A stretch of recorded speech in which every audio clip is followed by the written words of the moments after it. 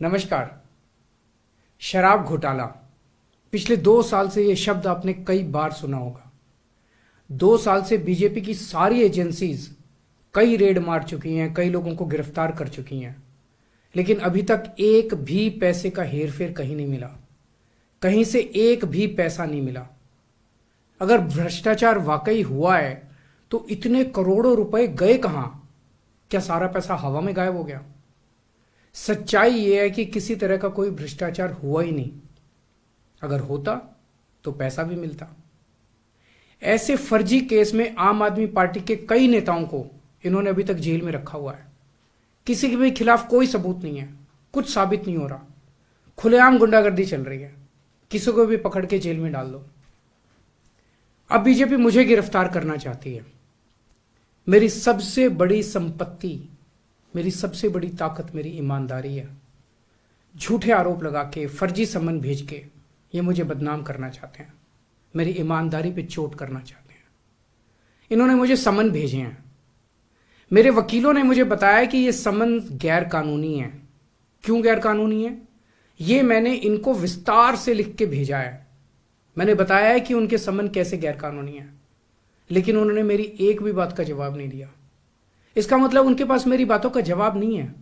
इसका मतलब वे भी मानते हैं कि उनका नोटिस गैर कानूनी है। क्या मुझे एक गैर कानूनी सम्मन का पालन करना चाहिए? अगर कानूनी रूप से सही सम्मन आएगा तो मैं पूरा सहयोग करूंगा। बीजेपी का मकसद जांच करना तो है ही नहीं। इनका मकसद तो लोकसभा चुनाव में मुझे प्रचार करने से रोकना है। ठीक लोकसभा चुनाव के पहले इन्होंने मुझे सम्मन भेजा है। क्यों? इस जांच को चलते 2 साल हो गए। अभी ठीक लोकसभा चुनाव के पहले मुझे क्यों बुलाया जा रहा है? पहले क्यों नहीं बुलाया? सीबीआई ने मेरे को 8 महीने पहले बुलाया था। मैं सीबीआई में गया था, उनके सारे जवाब भी दिए थे। लेकिन अब ये लोग ठीक लोकसभा चुनाव के 2 महीने पहले मुझे बुला रहे हैं। तो बीजेपी का मकसद कोई पूछताछ करना थोड़ी है।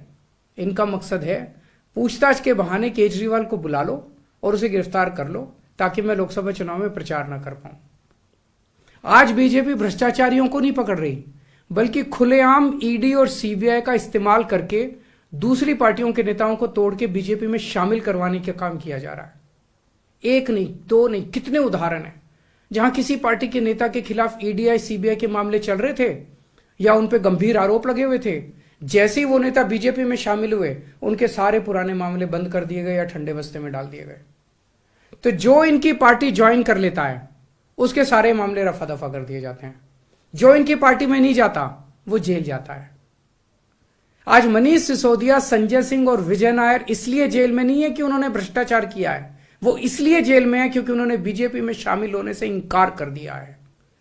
आज हम बीजेपी का मुकाबला क्यों कर पा रहे हैं? क्योंकि हमने कोई भ्रष्टाचार नहीं किया। अगर हमने जरा सा भी गलत काम किया होता तो दूसरे भ्रष्टाचारी नेताओं की तरह आज भी हम बीजेपी में शामिल हो चुके तो होते आज तक। इस तरह देश के ईमानदार नेताओं को जेल में डाल के और भ्रष्टाचारियों को अपनी पार्टी में शामिल करवा के ऐसे तो देश आगे नहीं बढ़ सकता। ये क्या चल रहा है? ये जो कुछ भी चल रहा है बहुत खतरनाक है। ये हमारे जनतंत्र के लिए बहुत गलत है। इसे रोकना होगा। मैं हमेशा देश के लिए लड़ा हूं। मेरा तन मन धन देश के लिए है। मेरी एक एक सांस देश के लिए है। मेरी खून की एक एक बूंद देश के लिए है। मेरे शरीर का एक एक कतरा देश के लिए समर्पित है। हमें मिलकर देश को बचाना है। मैं पूरी जी जान से इनके खिलाफ लड़ रहा हूं। आपका साथ चाहिए।